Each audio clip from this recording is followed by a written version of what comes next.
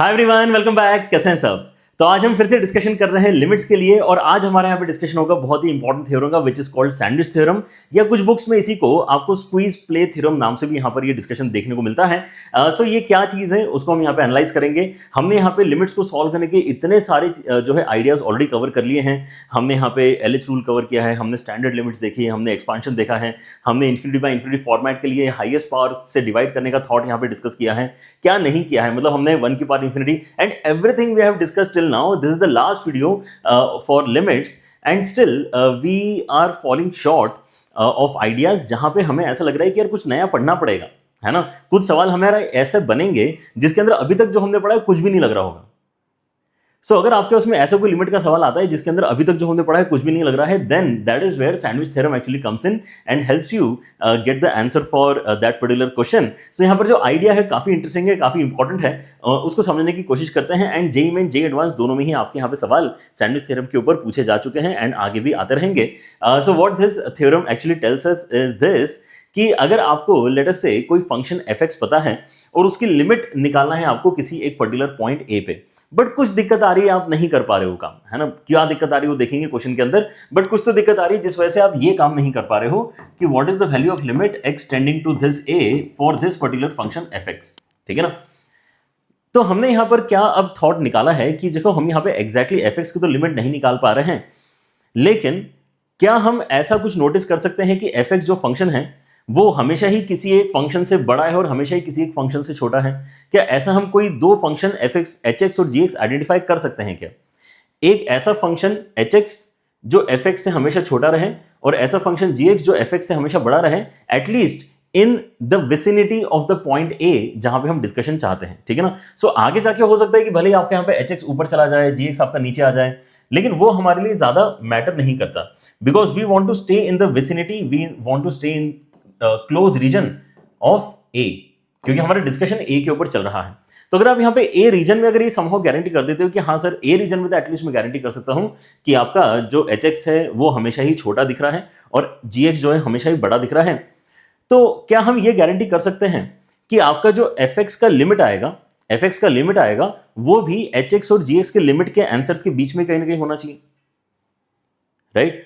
आपका यहां पे क्योंकि gx हमेशा ही ऊपर है तो उसका a पे जो लिमिट का आंसर आएगा, g का जो लिमिट का आंसर आएगा a पे, right, it has to be greater than the value of fx का limit at that particular point. And similarly hx क्योंकि हमेशा नीचे ही है तो उसका जो लिमिट का आंसर आएगा वो हमेशा ही fx के लिमिट से छोटा आना चाहिए, राइट। तो इनके बीच में ही कहीं ना कहीं क्या होना चाहिए, fx का भी लिमिट निकल कर आना चाहिए। एंड अगर आप यहाँ पे देखोगे तो आपको यहाँ पर सैंडविच बनते हुए नजर आ रहा है, ठीक है ना। जैसे gx और hx आपके यहाँ पे ब्रेड की तरह काम कर रहे हैं और यहाँ पे fx आपका मसाला है, ठीक है ना, सैंडविच का। सो ये बेसिकली इसलिए यहाँ पे सैंडविच थ्योरम में आप इसको बोल सकते हो, या फिर ऐसा भी इमेजिन कर सकते हो कि यार आपका जो fx है वो एक्चुअली स्क्वीज हो गया है gx और hx के बीच में, इसलिए इसको स्क्वीज प्ले थ्योरम भी हम यहाँ पर कहते हैं। So idea is pretty similar कि यार fx के पास में ज्यादा स्कोप नहीं है वेरिएशन का, उसको hx और gx के बीच में ही क्योंकि रहना है, तो अगर तो आपके यहाँ पे gx और hx के वैल्यू एकदम पास पास आ गए हैं तो उतने से ही छोटे रीजन में आप क्या एक्सपेक्ट करोगे कि fx का भी वैल्यू निकल कर आना चाहिए। लेकिन बेस्ट केस सिनेरियो क्या हो जाएगा, बेस्ट केस सिनेरियो हो जाएगा कि आपके hx और gx का जो लिमिट का आंसर है a पे वो इक्वल ही आ जाए, क्योंकि अगर इक्वल ही आ गया तब तो fx के पास में कोई चॉइस ही नहीं है, क्योंकि उसको इन दोनों के हमेशा बीच में ही रहना है। तो उस पर्टिकुलर पॉइंट पे क्योंकि hx और gx एकदम चिपक चुके हैं, सेम वैल्यू आ चुकी है, तो fx को भी उसी पॉइंट से पास करना पड़ेगा, मतलब लिमिट का आंसर fx का भी एग्जैक्टली वही वैल्यू आ जाएगा जो gx और hx का वैल्यू बन रहा है, ठीक है ना। तो ये मेन आइडिया है हमारा कि हमें fx की जो है लिमिट निकालने में दिक्कत आ रही है, लेकिन हम दो फंक्शंस आइडेंटिफाई कर रहे हैं hx और gx, एक हमेशा बड़ा नजर आ रहा है, एक हमेशा छोटा नजर आ रहा है। हम जब उन फंक्शंस की लिमिट निकालते हैं a पर तो हम एक बहुत ही बढ़िया चीज नोटिस करते हैं कि अगर मैं a पे लिमिट निकाल रहा हूं hx की एंड अगर मैं g पे लिमिट निकाल रहा हूं, सॉरी a पे लिमिट निकाल रहा हूं gx की, तो ये दोनों इक्वल ही आ जा रहे हैं। आइडियली क्या होना चाहिए, आइडियली ये होना चाहिए कि आपका जो fx का लिमिट है it has to lie between these two values, but what if these two values are equal, then fx has to take that same value, ठीक है ना। सो वो यहां पर हमारा लॉजिक है कि what if these are equal, if these are equal, if these are equal and these are equal to let us say limit L, तो फिर fx का लिमिट का आंसर भी आपका क्या आना चाहिए, l के बराबर ही आना चाहिए। ये हमारा थ्योरम है, राइट। अब यहां पर हमें सीखना यही पड़ेगा कि क्वेश्चन के अंदर हम कैसे अप्रोच बिल्ड करते हैं, समझे क्या। तो हमारे यहां पे कंक्लूजन यही निकल कर आता है कि limit x tending to a fx भी आपका कितना हो जाएगा, l के बराबर ही हो जाएगा। ये सॉल्व करने का तरीका है। सीखना आपको इसलिए पड़ेगा यहां पर क्योंकि आपको क्वेश्चन में केवल ये पूछा जाएगा कि यार ये fx है, आप ये लिमिट सॉल्व करके बताओ, और आपको लगेगा कि नहीं यार सॉल्व करना पॉसिबल नहीं हो पा रहा है, तो आपको gx और hx जो फंक्शन यहां पे हम डिस्कशन में लेकर आए हैं, ये खुद से सोचने पड़ेंगे। ये फंक्शन आपको खुद से सोचने पड़ेंगे, और ये इतने अच्छे होने चाहिए, ये इतने अच्छे होने चाहिए कि उनकी जब आप लिमिट निकालोगे तो दोनों का आंसर सेम आना चाहिए, और दोनों का आंसर जब सेम आएगा तो वही वाली वैल्यू आप अलॉट कर दो कि किसको, fx के लिमिट को भी, ठीक है ना। तो आप इतने अच्छे फंक्शन कैसे ढूंढोगे कि यार हमें लिमिट निकालने के बाद में आंसर जो मिले वो एकदम इक्वल मिल जाए, ठीक है ना। तो क्योंकि आपके यहाँ पे है ना ऑब्वियसली इस तरह का कुछ रिक्वायरमेंट है, तो क्वेश्चन के साथ में समझते हैं कि क्या ये डिफिकल्ट है, इजी है, या कोई एक पैटर्न है जिसको हम फॉलो कर सकते हैं यहाँ पे सॉल्यूशन का। So let us try to understand this using the first example, the very basic example of sandwich theorem, जहां पर आपको बहुत सारा कुछ यहाँ पे एडिशन में वैल्यू नजर आ रहा है एंड हमें लिमिट निकाल के बतानी है n टेंडिंग टू इन्फिनिटी की, ठीक है ना। तो हमें यहाँ पे नहीं बताते आ रहा है कि इसका आंसर क्या होना चाहिए। आप यहाँ पे ये डेफिनेटली बोल सकते हो कि सर लेकिन अभी अभी हमने किया था कि इन्फिनिटी बाय इन्फिनिटी फॉर्मेट में क्या करते हैं, इन्फिनिटी बाय इन्फिनिटी फॉर्मेट में अगर ऊपर वाले की डिग्री कम है नीचे वाले की ज्यादा है, देन इन दैट केस उसका आंसर तो जीरो होता है, राइट। हाँ बिल्कुल सही बात है, उसका आंसर जीरो होता है। तो अगर आपके पास में केवल इतना ही क्वेश्चन होता कि आप इसकी लिमिट निकाल के बताओ, तो इसका आंसर आप जीरो बिना किसी दिक्कत के बता सकते थे। लेकिन प्रॉब्लम क्या है कि हमारे पास में ऐसे जीरो को टेंड होने वाले इनफाइनाइटली मेनी वैल्यूज हैं।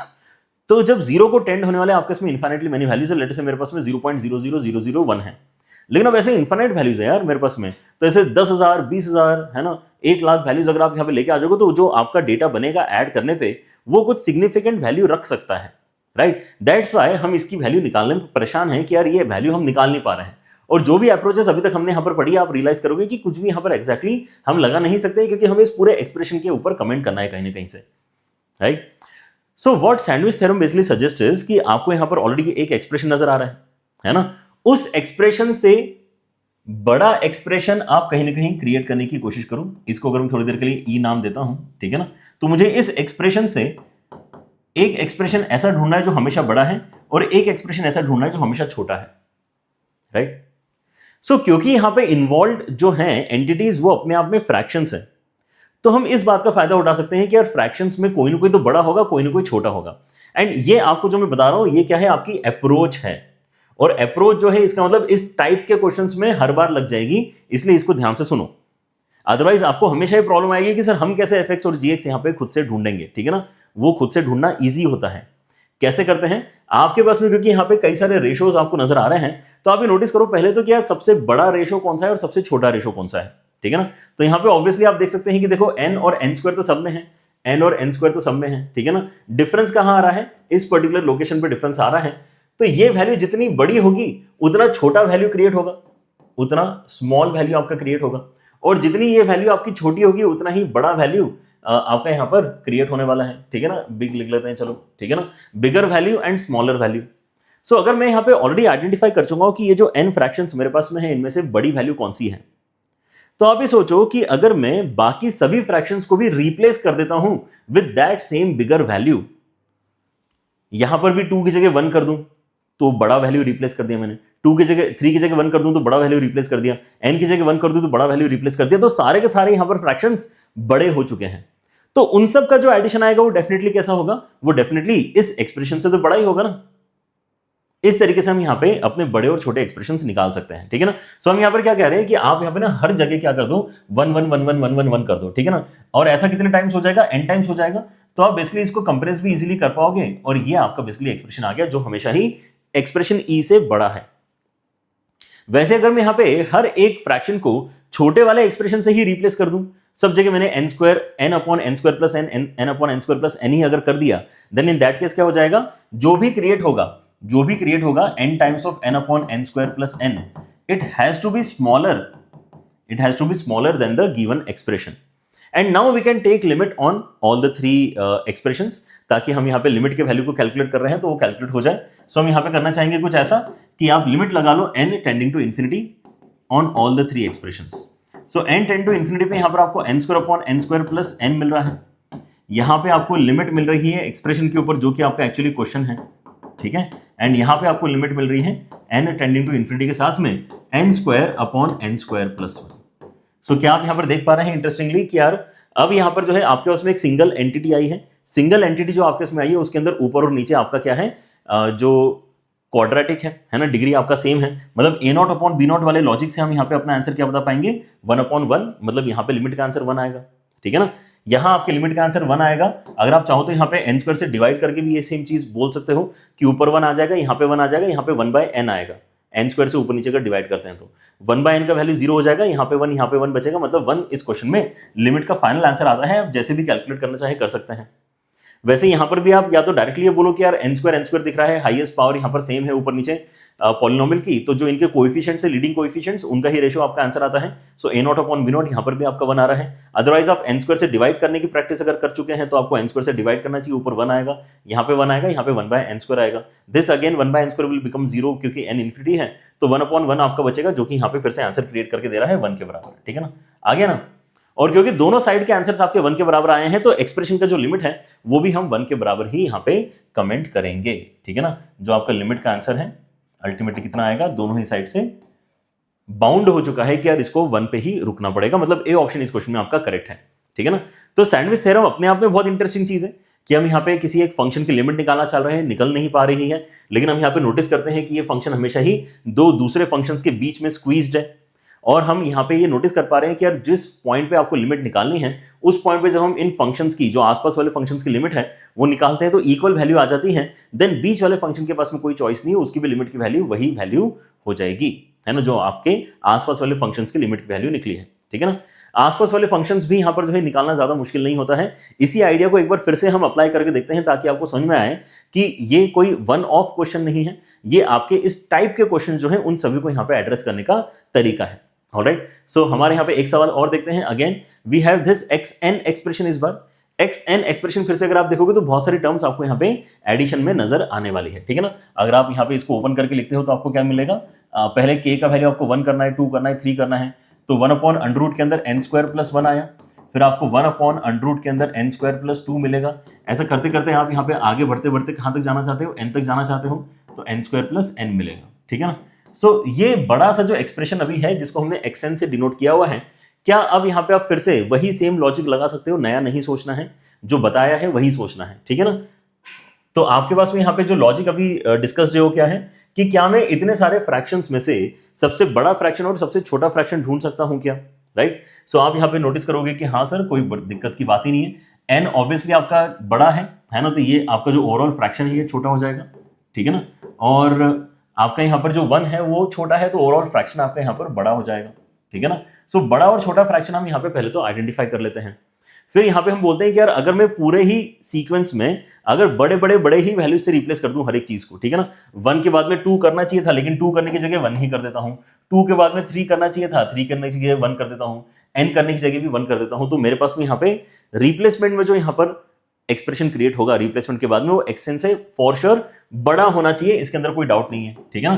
तो आपका जो xn नाम का एक्सप्रेशन है उससे बड़ा एक्सप्रेशन अगर आपको चाहिए then that has to be n times of 1/√√ के अंदर n स्क्वायर प्लस 1। एंड वैसे अगर आपको इससे छोटा एक्सप्रेशन चाहिए तो आप यहाँ पे जो सबसे छोटा वाला फ्रैक्शन है उसी को हर एक जगह रिप्लेस कर दो। अगर आप उसी चीज को हर एक जगह रिप्लेस कर दोगे तो आपके इसमें कितना आ जाएगा, n टाइम्स ऑफ 1/√√ के अंदर n square plus n, right.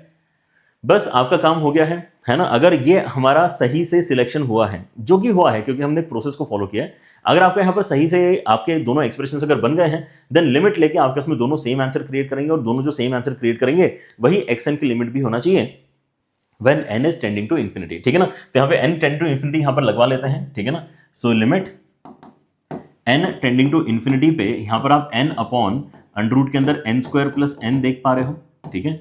यहाँ पे आपका जो एक्सप्रेशन है वो क्रिएट हो जाएगा, रिक्वायर्ड एक्सप्रेशन की limit n tending to infinity पे xn कैलकुलेट करो और यहाँ पे limit n tending to infinity पे आपको मिल चुका है n/√√ के अंदर n स्क्वायर प्लस 1, ठीक है ना। अगेन हाईएस्ट पावर कॉमन निकाल के n ऊपर नीचे से कैंसिल करवा लेते हैं। अगर दिख रहा है 1 आंसर आते हुए तो बहुत ही अच्छी बात है, नहीं दिख रहा है तो एक स्टेप में और कर देता हूं आपके लिए। n स्क्वायर कॉमन निकालेंगे तो यहाँ पे √√ के अंदर 1 + 1/n बचेगा। लिमिट में आपका n टेंडिंग टू इन्फिनिटी है ये आपका बेसिकली आंसर है बीच में। एंड देन यहाँ पे अगर आप देखते हैं तो अगेन एन स्क्वायर कॉमन अगर मैं निकालता हूँ अंडर रूट में से बाहर, तो आपको यहाँ पे एन बाहर मिलेगा और अंडर रूट के अंदर आपको 1 + 1/n स्क्वायर इस बार मिलने वाला है, ठीक है ना। सो आप क्या करेंगे इस केस में, कैंसिलेशन करवा लो पहले तो। अगर आप कैंसिलेशन कराते हैं n का तो ये दोनों कैंसिल होकर ऊपर 1 है, इन्फिनिटी पे जब टेंड होगा तो ये आपका एक्सप्रेशन 0 बनेगा, तो 1/1 बन के यहाँ पर इसका आंसर 1 आने वाला है, ठीक है ना। यहाँ पे भी n और n आप कैंसिल करवा सकते हो, तो अगेन यू कैन सी कि 1/n² जो है आपका 0 हो जाएगा, तो 1/1 करके फिर से आपका आंसर कितना आएगा, 1 के बराबर आएगा। एंड यही आंसर एक्चुअली आपके लिमिट का भी आंसर बनता है फॉर दिस क्वेश्चन, ठीक है ना। क्योंकि आसपास वाले वैल्यू अगर 1 पे जा रहे हो और मुझे हमेशा उनके बीच में रहना है, तो मुझे भी उस पर्टिकुलर लोकेशन पे 1 ही वैल्यू क्रिएट करनी पड़ेगी। ऑलराइट, सिमिलर क्वेश्चन है, सिमिलर लॉजिक है, क्वेश्चन सॉल्व हो रहा है, ठीक है ना। देखते हैं और एक सवाल यहाँ पर, ये वाला पैटर्न देखो, limit n tending to infinity. इस बार चीजें मल्टीप्लीकेशन में है, क्या क्या है यहाँ पे, अगर फोन छोटा है तो थोड़ा आपको रीड आउट कर देता हूं। 2 की पावर में 1/2 लिखा है, -2 की पावर में 1/3 लिखा है, फिर 2 की पावर में 1/2 लिखा है, 2 की पावर में 1/5 लिखा है, 2 की पावर में 1/2 लिखा है, 2 की पावर में 1/2n + 1 लिखा है, ठीक है ना। तो इस बार हम सिग्मा नोटेशन की जगह क्या कर सकते हैं, हम यहाँ पे सिग्मा नोटेशन की जगह अपना प्रोडक्ट वाला नोटेशन इस्तेमाल कर सकते हैं, ठीक है ना। चीजें मल्टीप्लिकेशन में है क्योंकि, लेकिन आपको पैटर्न डेफिनेटली यहाँ पर नजर आना चाहिए कि पैटर्न क्या है। सो हम यहाँ पे बेसिकली क्या कर रहे हैं, मल्टीप्लाई कर रहे हैं बहुत सारी चीजें। मल्टीप्लाई करते समय हम यहाँ पे 2 की पावर 1/2 को तो डिस्टर्ब नहीं कर रहे हैं, ये सब जगह सेम है, ठीक है ना। लेकिन इसके साथ में जो सब्ट्रैक्शन है ब्रैकेट के अंदर वो क्या है, 2^1/2k + 1 है, ठीक है ना। जहां पे k की वैल्यू आप चेंज करते हो, कहां से लेके कहां तक, 1 से लेके n तक आप चेंज करते हो। सो दिस इज द एक्सप्रेशन जिसके ऊपर आपने लिमिट लगा के रखी है, ऑलराइट। अब आप यहां पे नोटिस करो कि ये जो सारे के सारे ब्रैकेट्स हैं, इनमें से सबसे बड़ा ब्रैकेट कौन सा है, सबसे छोटा ब्रैकेट कौन सा है। अगेन सेम लॉजिक, चीजें एडिशन से मल्टीप्लिकेशन में चेंज हो गई तो इसका मतलब नहीं कि हमारा लॉजिक एकदम से चेंज हो जाएगा, ठीक है ना। तो यहां पे आप नोटिस करते हो कि यार देखो, आप जितना बड़ा रूट लेते हो, है ना, उतना ही आपका छोटा वैल्यू आएगा, ठीक है ना। तो आपका 2 की power 1/3 is I guess the biggest value, 2 की पावर 1/5 थोड़ा छोटा है, 2 की पावर 1/2n + 1 तो बहुत ही छोटा है, राइट। सो जब आप छोटी वैल्यू सब्ट्रैक्ट करोगे तो बड़ा आंसर बनेगा, जब आप छोटी वैल्यू सब्ट्रैक्ट करोगे तो बड़ा आंसर बनेगा, ठीक है ना। तो ये एक्चुअली इस पूरे प्रोडक्ट में सबसे बड़ा ब्रैकेट है, और वैसे ही आपने सबसे बड़ी वैल्यू सब्ट्रैक्ट कर दी तो ये आपका सबसे छोटा ब्रैकेट बन रहा है। तो ये इस पूरे सीक्वेंस में, इस पूरे मल्टीप्लिकेशन में, सॉरी, क्या है, सबसे छोटा वैल्यू है, ठीक है ना। Again the logic remains the same कि अगर मैं छोटे वाले से ही सब कुछ रिप्लेस कर देता हूं, छोटे वाले वैल्यू से ही हर एक ब्रैकेट को रिप्लेस कर दूंगा, तो मेरा जो प्रोडक्ट क्रिएट होगा वो छोटा वैल्यू क्रिएट होगा, राइट। सो छोटा वैल्यू आपका यहां पर जो क्रिएट होगा, छोटा वैल्यू जो आपका यहां पर क्रिएट होगा वो क्या होगा कि यार आपने क्या किया है, आपने बेसिकली यहां पे 2^1/2 - 2^1/3 ही सब जगह रिप्लेस कर दिया, तो यहां पे पावर n कर दें, n टाइम सेम ही चीज आपके मल्टीप्लिकेशन में जा रही है, right. And similar thing will happen on the other end as well, कि हम क्या बोलते हैं यहाँ पे कि आपने क्या किया है ना, ये बड़ा वाला जो ब्रैकेट है यही सब जगह लिख दिया है, तो 1/2 - 2 की पावर में 1/2n + 1 एंड देन आ गया यहाँ पे पावर में n। सो अगर तो राइट हैंड साइड और लेफ्ट हैंड साइड जो यहाँ पर आपके वैल्यूज लिखे हुए हैं अभी यहाँ पे येलो कलर से, अगर उनके आंसर्स आपके यहाँ पे इक्वल आ जाते हैं limit n tending to infinity करते समय, राइट, जो हम यहाँ पे करने वाले हैं, ठीक है ना। तीनों के ही अंदर हम n टेंडिंग टू इन्फिनिटी अभी यहाँ पे सोच रहे हैं कि क्या क्रिएट करके देने वाला है, राइट। तो अगर आपके दोनों आंसर सेम आ जाते हैं तो जो भी आंसर आ रहे हैं वही बेसिकली बीच वाले लिमिट का भी आंसर बनना चाहिए, ठीक है ना। तो आप यहाँ पे सोच के देखो कि हो क्या रहा है, आपको जो n दिखाई दे रहा है ना, यहां पे तो केवल पावर में दिखाई दे रहा है और कहीं तो है ही नहीं।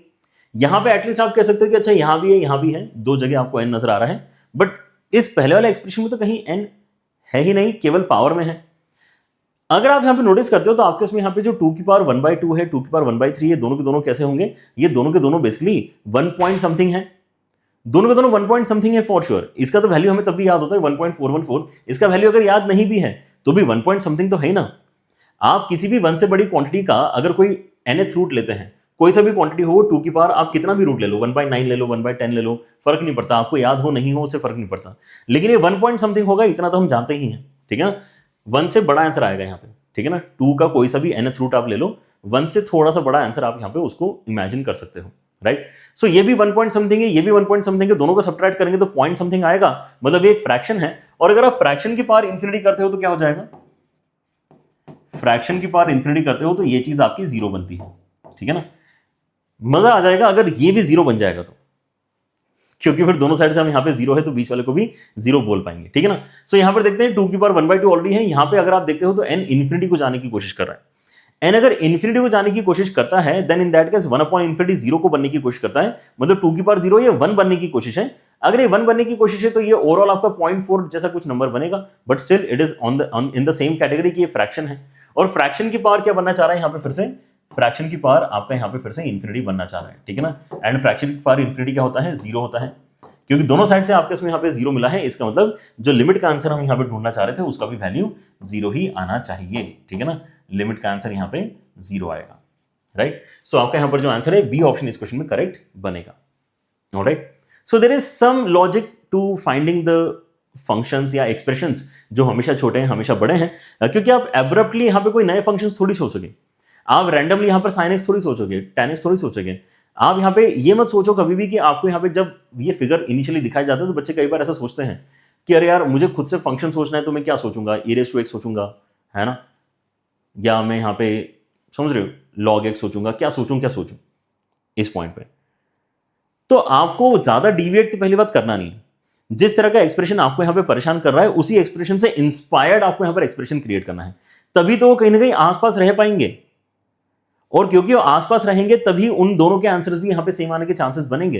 रैंडम वैल्यूज आपको बैठ के सोचना नहीं है, ठीक है ना। That's how you think in questions of sandwich theorem, alright. लेकिन अभी हमने एक पर्टिकुलर पैटर्न डिस्कस किया है, ऐसे ही एक पैटर्न और डिस्कस करते हैं। Now this is a new pattern, तो इसके अंदर सोचने का तरीका फिर से हमें देखना पड़ेगा, ठीक है ना। ये GIF वाले आपके क्वेश्चंस होते हैं, ग्रेटेस्ट इंटीजर फंक्शन वाले, एंड इनको सोचने का भी तरीका एकदम सेट पैटर्न में है। तो आपको यहाँ पे है ना नेक्स्ट क्वेश्चन भी जो इसके बाद में हम करेंगे उसको ऑटोमेटिकली करते आ जाएगा, right. So let us understand what actually needs to be done.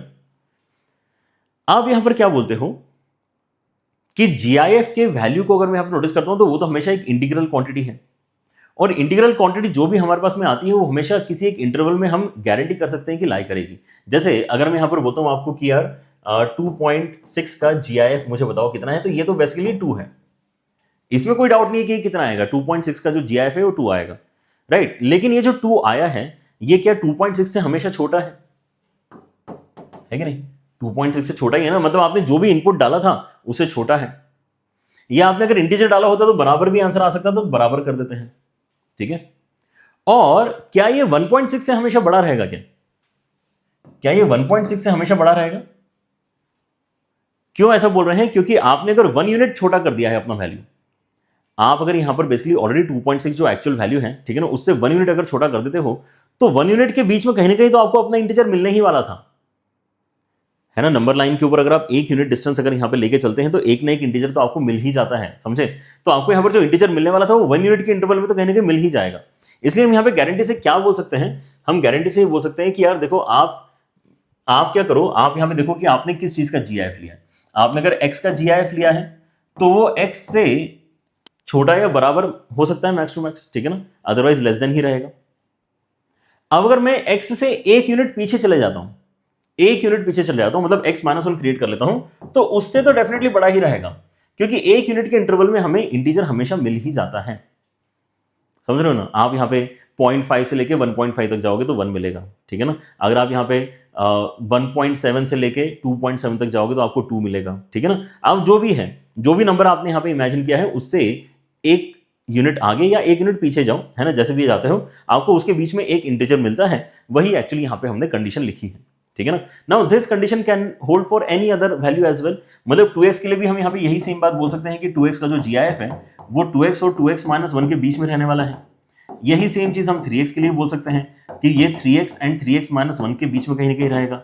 And ये चीज हम ऐसा बोलते हुए आगे बढ़ते जा सकते हैं, ठीक है ना। सो बढ़ते बढ़ते बढ़ते बढ़ते कहां तक जाएंगे, हम nx तक जाएंगे, और ये हम फिर से बोलते हैं कि यार ये आपका nx किसके बीच में रहेगा, ये nx और nx-1 के बीच में कहीं ना कहीं रहना चाहिए, ठीक है।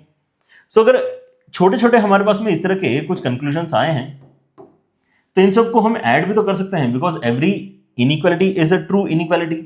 अगर ये ट्रू इनइक्वालिटी तो इन सबको ऐड करके जो इनइक्वालिटी आएगी वो भी एक ट्रू इनइक्वालिटी होगी, ठीक है ना। सो अगर मैं इन सबको ऐड करता हूं तो क्या होगा, अगर मैं इन सबको ऐड कर रहा हूं तो यहां पर देखो x 2x 3x nx, तो यहां पे अगर मैं x कॉमन निकालता हूं तो मेरे पास में कितना आ जाएगा, n इंटू n प्लस 1/2 आ जाएगा, राइट।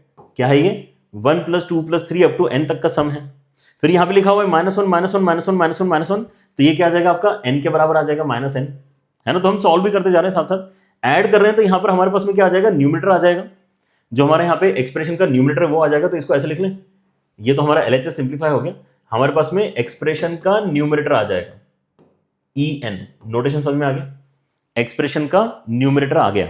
ओके, अच्छा, फिर हमारे पास में राइट हैंड साइड में क्या है सिनेरियो, राइट हैंड साइड में अगर आप देखते हैं तो आपके इसमें फिर से x 2x 3x up to nx, तो x अगर आप कॉमन निकालते हो तो आपको क्या मिल जाएगा, यहाँ पे n इंटू n+1/2 मिल जाएगा। डन। अब एक्सप्रेशन का न्यूमरेटर आ गया है, तो अगर मैं एक्सप्रेशन के डिनोमिनेटर से डिवाइड कर दूं तो भाई काम हो जाएगा हमारा। तो एक्सप्रेशन का डिनोमिनेटर है कितना, एक्सप्रेशन का डिनोमिनेटर है n²।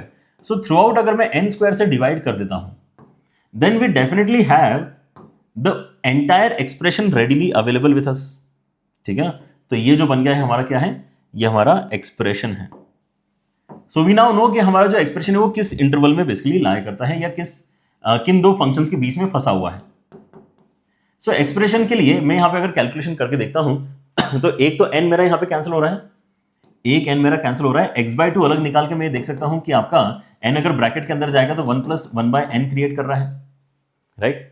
वैसे ही आप इस तरफ भी देखो ध्यान से क्या हो रहा है, आप अगर n² को इस पे भेजते हो, इस पे भेजते हो, तो n² जब यहां जाएगा तो अगेन सेम चीज हो रही है, n से n कैंसिल होगा, फिर n ब्रैकेट के अंदर जाएगा, तो x/2 के साथ में आपको 1 + 1/n मिलेगा, क्योंकि सेम ही एक्सप्रेशन है, यही सेम चीज यहां भी लिखी हुई है, तो इसको सॉल्व करके जो आया वो यहां पर भी आएगा। लेकिन यहां पे एक्स्ट्रा -n है, तो -1/n बचेगा जब मैं इसको, है ना, n² से डिवाइड करूंगा तब। सो ये दो हमारे पास में एंटिटीज आ रहे हैं, एक इस तरफ एक इस तरफ। एंड अगर आप यहां पे आप देखते हैं तो टेंडिंग टू इन्फिनिटी पे क्या होगा, दोनों ही साइड आपको x/2 मिलेगा, तो x/2 ही आपका आंसर आना चाहिए। दिख रहा है क्या? अगर मैं n इन्फिनिटी को टेंड करवा देता हूं, इसके बाद में अगर मैं इन्फिनिटी को टेंड करवा देता हूं to get the limit of the expression, so यहां पर क्या हो रहा है, यहां पर आपका ये भी 0 हो जाएगा, ये भी 0 हो जाएगा, तो आपको x/2 बचा हुआ नजर आएगा, राइट। ऑलराइट, और अगर मैं यहां पे इन्फिनिटी कर रहा हूं तो ये भी आपका 0 हो जाएगा, तो यहां से भी आपको x/2 ही बचा हुआ नजर आने वाला है। तो यही आपके लिमिट के आंसर्स बनते हैं जब n इन्फिनिटी को टेंड करेगा तब, ठीक है ना। सो आपका x/2 यहां पर आंसर आ गया, ठीक है, डन है, कंफर्म करें। ओके, लिमिट का आंसर क्या है, x/2, जब हमने n को इन्फिनिटी पे टेंड करवा दिया है तब। तो x/2 मतलब यहां पर आपका C आंसर करेक्ट होना चाहिए। ये बेसिकली सॉल्व करने का तरीका अलग है, ठीक है ना। This is the second pattern that we are discussing. पहला वाला पैटर्न क्या था कि हम यहाँ पे बड़ी ब्रैकेट छोटी ब्रैकेट यहाँ पे आइडेंटिफाई करते हैं, ठीक है ना। ऐड करना है तो ऐड कर लो, मल्टीप्लाई करना है तो मल्टीप्लाई कर लो, ठीक है ना। ये हमारा एक थॉट है। दूसरा थॉट जो यहाँ पर निकल कर आता है वो ग्रेटेस्ट इंटीजर फंक्शन से रिलेटेड है कि GIF वाला फंक्शन आपका हमेशा किस तरीके से वर्क करता है, तो इस तरीके से वो बेसिकली वर्क कर रहा होता है। Alright, so now let us try to solve one more question based on a similar idea, and that question looks something like this, ठीक है ना। थोड़ा सा यहाँ पर बड़ा दिख रहा है, लेकिन यहाँ पे थोड़ा डिफरेंस तो है। देखो, इस क्वेश्चन के अंदर भी GIF आ रहा है, और क्योंकि GIF आ रहा है, लिमिट का सवाल है, तो आप यहाँ पे इसको पिछले वाले लॉजिक से सॉल्व कर सकते हो, इस लॉजिक से कि यार आपका यहाँ पर ये जो पर्टिकुलर GIF है किस इंटरवल में लाई करेगा, and then we can analyse and see कि क्या हमारा यहाँ पर वैल्यू बन रहा है, ठीक है ना। So let us try to use the same approach first, and then we will basically study one more method of solving this question. तो यहाँ पर इन दोनों पैटर्न्स को आप सेम भी मान सकते हो और डिफरेंट भी मान सकते हो, समझे ना। जो ये वाला क्वेश्चन है और ये वाला क्वेश्चन है, क्योंकि इसके अंदर GIF आ रहा है, इसलिए मैं सेम मेथड से आपको सॉल्व करके दिखा रहा हूं। लेकिन एक और अप्रोच दिखाऊंगा जो एक्चुअली ज्यादा फेवरेबल अप्रोच है, आपने एग्जाम में वही वाली प्रीफर करना चाहिए, ठीक है ना, अगर आपको इस तरह का एक्सप्रेशन दिखाई देता है तो। एंड हम ये भी डिस्कस करेंगे कि डिफरेंस क्या है दोनों एक्सप्रेशन में, ताकि आपको पता चले कि कौन सा, है ना, अप्लाई करना बेहतर होता है। सो हम यहाँ पे पहले तो इस एक्सप्रेशन को टारगेट करते हैं, ठीक है ना। इसको हम लेटर से E1 नाम देते हैं, राइट, कि ये E1 एक्सप्रेशन किस इंटरवल में लाई कर रहा है, हम ये चीज देखना चाहेंगे। एंड देन उसके साथ में उसको x से मल्टीप्लाई करके देखेंगे कि लिमिट का वैल्यू फिर कितना निकल रहा है, ठीक है ना। सो कोई सरप्राइजेस नहीं है इसके अंदर, है ना। आप यहाँ पे क्या देखते हैं कि यार सिमिलर सा बात है, जो भी ये चीज लिखी हुई है ये ऑब्वियसली उस चीज से तो छोटी ही रहेगी जो भी लिखा हुआ है, और इससे 1 यूनिट अगर मैं पीछे चले जाता हूं तो उससे तो बड़ी ही रहेगी। वैसे ही नेक्स्ट जो आपको लिखा हुआ दिख रहा है दैट इज 2/x, तो ये जो भी लिखा हुआ है 2/x उससे तो छोटा ही रहेगा GIF लेने पर। एंड अगर मैं 1 यूनिट पीछे आ जाता हूं, यहां से अगर मैं यहां से 1 यूनिट पीछे आता हूं तो दिस गिव्स मी 2/x - 1, इससे तो बड़ा ही रहेगा, क्योंकि इंटीग्रल वैल्यू उसके पहले हमें कहीं ना कहीं मिल चुकी होगी, राइट। सो इस चीज को हम क्या कर सकते हैं, आगे कैरी कर सकते हैं। कहां तक कैरी कर सकते हैं, n तक कैरी कर सकते हैं। तो n अपॉन x के साथ में आपको यहां पर क्या मिलेगा, n अपॉन x इस तरफ, एंड यहां पे आपको n अपॉन x माइनस 1 मिलेगा। ठीक है यहां तक। अच्छा, अगर मैं इन सबको ऐड करता हूं तो मेरे पास में इस बार देखो ये न्यूमरेटर नहीं है, न्यूमरेटर नहीं है, ये है बस। तो इन सबको ऐड करो और x मल्टीप्लाई कर लो, तो वो आपका ओवरऑल लिमिट फाइंड करने वाला यहां पे एंटिटी बन जाएगा। ठीक है ना। सो ऐड करना है और x मल्टीप्लाई करना है, ऐड करना है और x मल्टीप्लाई करना है, that is the thought right now. So अगर मैं ऐड कर रहा हूं तो यहां पर मैं क्या देख सकता हूं कि 1/x कॉमन निकालने के बाद में क्या हो रहा है, 1/x कॉमन निकालने के बाद में क्या हो रहा है, 1/x कॉमन निकालने के बाद में 1 + 2 + 3 अप टू n आ रहा है। तो यहां पे n इंटू n + 1 अपॉन 2 आ जाएगा। ठीक है ना। अच्छा, यहां पर इस क्वेश्चन में एक्चुअली p तक जाना है। Let me use the same notation, otherwise यहां पे कंफ्यूजन हो सकता है। So let me just take a minute to basically change n के प्लेस में p। ओके, तो आपको यहां पर क्या लिखा हुआ दिख रहा है, एंड में p दिख रहा है रादर देन n। ठीक है, कोई दिक्कत नहीं। तो यहां पर भी हमें क्या दिखाई देगा, p इंटू p + 1 अपॉन 2 दिखाई देगा, which we anyways wanted. Alright, so आपके इसमें क्या आ जाएगा, यहाँ पे p इंटू p + 1 अपॉन 2 आ जाएगा, है ना। जब हमने यहाँ पे 1/x कॉमन निकाल के 1 + 2 + 3 अप टू p किया है तब, एंड देन -1 ऐसा कितने बार हुआ है, p टाइम्स हुआ है। सो -p आपको यहाँ पे मिलने वाला है। So this is what we have on the left hand side, right. Right hand side में आपके पास में ये जो पर्टिकुलर क्वांटिटी है, ये आपका इवन एक्सप्रेशन बन गया है, जिसको भी हमने इवन मार्क किया वो यहां पर आपका रेडी हो चुका है। इसकी लिमिट नहीं फाइंड करनी है, इसके अंदर x मल्टीप्लाई करके लिमिट फाइंड करनी है। ठीक है ना। एंड यहां अगर आप नोटिस करते हैं तो आपके उसमें फिर से वही कहानी है, 1/x कॉमन निकाल के आप इसको basically p into p + 1 upon 2 बोल सकते हो, राइट। सो अब जैसे मैं इसके अंदर x मल्टीप्लाई करने की कोशिश करता हूं, देखो आपको यहां पर कितना अच्छा एक्सप्रेशन मिल रहा है, राइट। यहां पर हमें मिल जाएगा, x मल्टीप्लाई करके केवल p into p + 1 upon 2, and then साथ में आ जाएगा -px। यहां आ जाएगा आपके पास में x के साथ में even, which is the expression जिसकी हम लिमिट निकालना चाहते हैं, एंड इस तरफ आपके पास में आ जाएगा p इंटू p + 1 अपॉन 2, और कुछ भी नहीं आएगा यहाँ पे। ठीक है ना। अब जैसे ही आप x टेंडिंग टू 0 सॉल्व करने की कोशिश करते हो तो यहां पर तो आपका क्वेश्चन रेडी हो जाता है। आपका क्वेश्चन जो यहाँ पे रेडी हो गया है, यहाँ पे आप टेंडिंग टू 0 करोगे तो p इंटू p + 1 अपॉन 2 बचेगा, क्योंकि ये 0 हो जाएगा, और ये भी p इंटू p + 1 अपॉन 2 बचेगा। तो मतलब यही आपके फाइनल जो है लिमिट का आंसर भी होना चाहिए। ठीक है। सो क्या करना चाह रहे हैं हम यहाँ पे लिमिट लगाना चाह रहे हैं इस एक्सप्रेशन पे, when x is tending to 0। मतलब यहाँ पे क्या क्रिएट हो जाएगा, आपका जो रिक्वायर्ड क्वेश्चन है वो यहाँ पे क्रिएट हो जाएगा, राइट। रिक्वायर्ड क्वेश्चन अगर आपके यहाँ पे क्रिएट हुआ है टेंडिंग टू 0 पे, तो इसको तो फर्क नहीं पड़ रहा है, ये ऑलरेडी कांस्टेंट क्वांटिटी है, p इंटू p + 1 अपॉन 2, और ये भी बोल रहा है कि हाँ इसको मैं 0 करवा लूंगा, तो ये भी आपका p इंटू p + 1 अपॉन 2 ही बेसिकली बन रहा है। ठीक है ना। तो यही आपके लिमिट का आंसर है।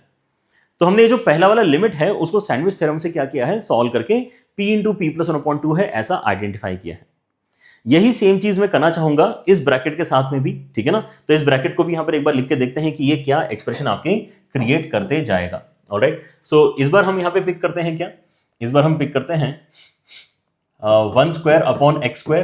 इसका जो GIF है फॉर श्योर किससे छोटा होगा, 1² अपॉन x² से छोटा होगा, और बड़ा किससे होगा, 1² अपॉन x² - 1 से बड़ा होगा।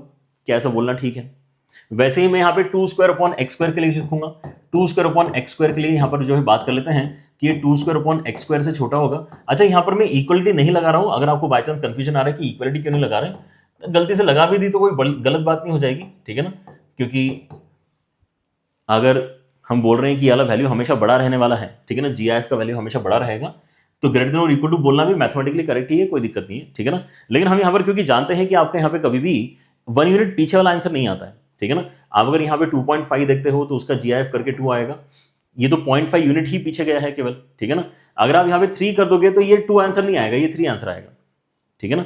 सो 1 यूनिट पीछे जाते हैं, इसका मतलब क्या है, 1 यूनिट पीछे जाके 2 तो बताने का चांस यहाँ पर आ रहा था, लेकिन वो करना नहीं है, वो फिर आपको 3 ही आंसर बताना स्टार्ट कर देना है। तो छोटे वाले साइड में एक्चुअली इक्वलिटी इसलिए नहीं लगा रहे हैं, दैट्स फाइन।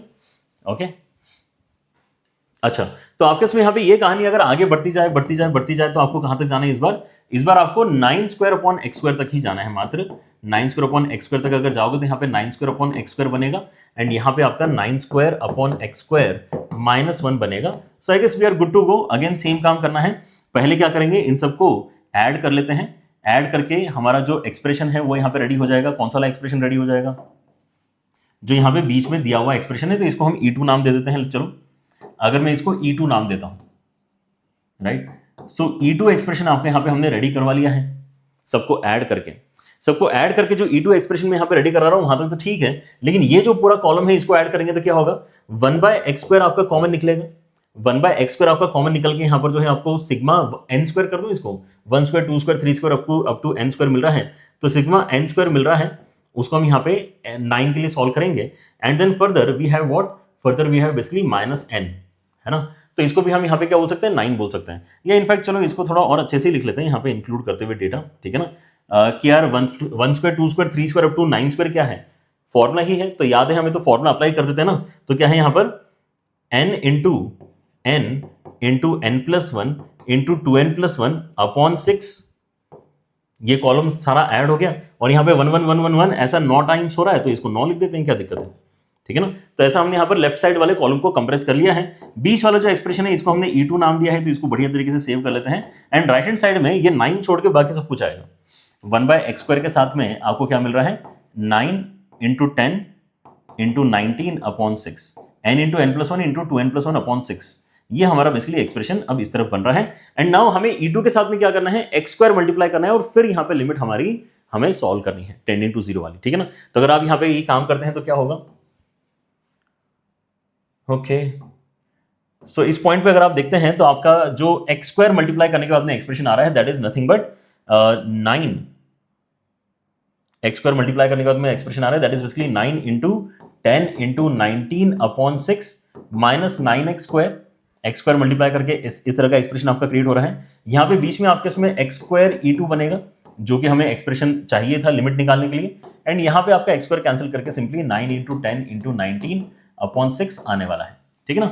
सो अगर मैं 10/0 कर लेता हूं इस पॉइंट पे तो मेरा क्वेश्चन क्रिएट हो जाएगा, है ना, वही तो हमारे यहाँ पे मेन आइडिया है कि अगर मैं इस एक्सप्रेशन की लिमिट लेना चाहता हूं 10/0 पे, so that is what is the question, है ना, जो हम चाहते थे यहाँ पे आंसर करना। 10/0 पे यहाँ पर आप देखते हो कि ये वैल्यू आपकी 0 हो जाएगी, तो ये जो भी है यही आपका आंसर है, 9 इंटू 10 इंटू 19 अपॉन 6, एंड इस तरफ भी आपका क्या बन रहा है, वही बन रहा है 9 इंटू 10 इंटू 19 अपॉन 6। तो ये जो भी कुछ है यही आपके लिमिट का आंसर है, जो सेकंड वाला एक्सप्रेशन आपको दिख रहा है वो, ठीक है ना। सो आपको अब यहां पर क्या करना है, ये जो इनइक्वालिटी है इसको यहां पर आप कंस्ट्रक्ट करना है यूजिंग द सिंप्लीफाइड एक्सप्रेशंस जो आपके पास में आ चुके हैं, राइट। तो सिंप्लीफाइड एक्सप्रेशंस अगर आप यहां पे ध्यान से देखेंगे तो क्या बन रहे हैं आपके, so now we have this complete inequality जो हमें एड्रेस करना है। ये जो आपका पूरा का पूरा इवन वाला लिमिट निकल कर आया था वो क्या था, p इंटू p+1/2, वो है p इंटू p+1/2, ठीक है ना। फिर क्या है, माइनस का साइन है, फिर ये वाला आपका यहाँ पर कॉम्पोजिशन है, ये बेसिकली कितना है वैल्यू एक बार कैलकुलेट अगर कर लेंगे तो बेटर होगा। तो यहाँ पे अगर मैं 3 से कैंसिल करता हूँ तो ये 2 टाइम्स आएगा, ये 3 टाइम्स आएगा, यहाँ पे आपका 5 टाइम्स आएगा, तो ये 15 इंटू 19 है कुछ, 15 इंटू 19, ठीक है ना। So this minus that has to be greater than और इक्वल टू 1, ये हमें सॉल्व करना है, तो इसको उस तरफ भेजते हैं, 2 से क्रॉस मल्टीप्लाई करवाते हैं। सो p इंटू p+1 के ऊपर आपका रिस्ट्रिक्शन आ जाएगा कि p इंटू p+1 कैसा होना चाहिए, ग्रेटर देन और इक्वल टू कोई क्वांटिटी यहाँ पर आपकी बन रही होगी। बता देता हूँ मैं आपको कि ये क्वांटिटी कितनी बन रही है, आप लोग भी कैलकुलेट करके देख लो, ठीक है ना। सो अगर मैं यहाँ पे देखूँ ध्यान से तो मेरे पास में जो एक्सप्रेशन आ रहा है that is basically 15 into 19 which is 285, उसके साथ में कर लेंगे +1 विच इज 286, उसमें कर लेंगे 2 मल्टीप्लाई विच इज बेसिकली 572, तो 572 बेसिकली यहाँ पर हमारी वैल्यू बन रही है, ठीक है ना। ऑलराइट, सो हमें यहाँ पे कोई p का वैल्यू बताना है, स्मॉलेस्ट पॉसिबल p बताना है जो ये चीज आपकी, है ना, गारंटी करे। तो आप यहाँ पे p की वैल्यू कुछ कुछ डाल के देख सकते हो, है ना। यहाँ पर आप 20 डालोगे तो 20 इंटू 21 कितना है ना, अभी भी यहाँ पे 400 कुछ ही है, हमें तो 500 तक जाना है, तो थोड़ी वैल्यू बढ़ा सकते हो आप यहाँ पे, ठीक है ना। सो आप जब यहाँ पे चेक करते हो तो 24 डालने पे आपको यहाँ पर क्या मिलता है, फॉर द फर्स्ट टाइम 600 मिलेगा which is greater than 572, otherwise 23 भी अगर आप डालोगे तो आपको 572 से छोटा वैल्यू मिलेगा, ठीक है ना। सो स्मॉलेस्ट पॉसिबल वैल्यू जो हम यहाँ पे कंक्लूड कर रहे हैं अल्टीमेटली इस क्वेश्चन में वो कितनी है, स्मॉलेस्ट वैल्यू p है विच इज 24। स्मॉलेस्ट p अगर मैं यहां पे देखता हूं तो 24 एक्चुअली इज द आंसर जो यहां पे सेटिस्फाई करता है, और यही आपके इस क्वेश्चन का आंसर भी है, ठीक है ना। 24 इंटू 25 करोगे तो आपको 572 से बड़ा वैल्यू मिलेगा, राइट। सो ये क्वेश्चन आपका डेफिनेटली है सैंडविच थ्योरम का, इसलिए हमने यहाँ पे इस पर्टिकुलर लेक्चर में इसको इंक्लूड किया है, लेकिन इस तरह से सॉल्व करना इस क्वेश्चन को सॉल्व करने का बेस्ट तरीका नहीं है, ठीक है ना। So let me also show you a short idea जिसकी मदद से आप एकदम से उस लोकेशन पे पहुंच जाओगे, इस लोकेशन पे, यहां एकदम से ही आप यहाँ पे नाउ वाले लोकेशन पे पहुंच जाओगे, ठीक है ना। सो ये जरूरी है समझना कि हम जो मेथड 2 कर रहे हैं उसका इंपॉर्टेंस क्या है, क्योंकि मेथड 1 में बहुत टाइम लगा है इस क्वेश्चन में। मेथड 1 में हमें इसको अलग से मेहनत करके सॉल्व करना पड़ा, उसको अलग से मेहनत करके सॉल्व करना पड़ा, दोनों को मर्ज किया। अब ये मर्ज करने के बाद वाली जो मेहनत है ये तो आपको आगे वाले मेथड में भी करनी पड़ेगी, बट एक मेजर टास्क आपके यहां पर जो है सिंप्लीफाइड एक्सप्रेशन तक पहुंचने का, वो काफी जल्दी अकम्प्लिश हो जाएगा, ठीक है ना। And that idea basically involves the use of fractional part. यहां पर हमारे पास में जो GIF है, ठीक है ना, जो हमारे पास में GIF है उसको हम बेसिकली कैसे सोच सकते हैं, जैसे it is a combination of input and fractional part, है ना। तो आपके उसमें जैसे 1/x है, तो आपको जो यहां पे 1/x है वो क्या है, 1/x का GIF क्या है? 1/x का GIF होता है basically 1/x minus fractional part of 1/x। और ये किसी भी चीज के लिए ट्रू है, क्योंकि कोई भी आपका यहां पर x होता है तो वो क्या है, GIF और फ्रैक्शनल पार्ट का एडिशन होता है। तो हमने क्या किया, GIF और फ्रैक्शनल पार्ट का एडिशन ना लिख के हमने यहां पे GIF की वैल्यू निकालने के लिए फ्रैक्शनल पार्ट को अपोजिट साइड सेंड कर दिया। तो आपके पास में इन जनरल ये चीज हमेशा ही लिखी जा सकती है, इन जनरल हमेशा ही लिखा जा सकता है कि कोई भी यहां पे k/x वाला अगर एक्सप्रेशन है, उसका GIF अगर आपने लिया हुआ है तो वो क्या हो जाएगा आपका, वो बेसिकली यहां पे k/x minus fractional part of k/x हो जाएगा, ठीक है। अब यहां पे अच्छी बात क्या है कि इस तरह के क्वेश्चन में आपके पास में ये एक्सप्रेशन है, and every time we have 1x multiplication में एज वेल। तो rather than taking the sum first creating this expression, क्यों हम ऐसा सोचे कि x भी अंदर मल्टीप्लाई करवा ही लेते ना पहले। तो अगर मैं x अंदर मल्टीप्लाई करवाना चाहता हूं तो मैं ये देखना चाहता हूं कि what happens to x times of k/x। In general ही हम यहां पे बात करना चाह रहे हैं, क्योंकि सबके लिए सेम ही बात हो जाएगी। तो जैसे मैंने x मल्टीप्लाई किया तो यहां पे k बचेगा, यहां पे x times of fractional part of k/x बचेगा, ठीक है। अब यहां पे बेनिफिट क्या है कि हम किस चीज को डिस्कस कर रहे हैं, अब RHS में फ्रैक्शनल पार्ट को डिस्कस कर रहे हैं। तो समझो इस बात को कि जब आप यहां पे x टेंडिंग टू इंफिनिटी करोगे LHS में, तो वो प्रॉब्लम क्यों थी, क्योंकि ये 0 बनने की कोशिश करेगा जबकि ये इंफिनिटी बनने की कोशिश कर रहा था। तो ये इनडिटरमिनेंसी क्रिएट हो रही थी इसके अंदर। दैट्स वाई इतने बड़े बड़े आइडियाज हम यहां पे लेकर आए हैं। हम ये क्वेश्चन अदरवाइज है कि नहीं बड़े इजीली सॉल्व कर लेते हैं।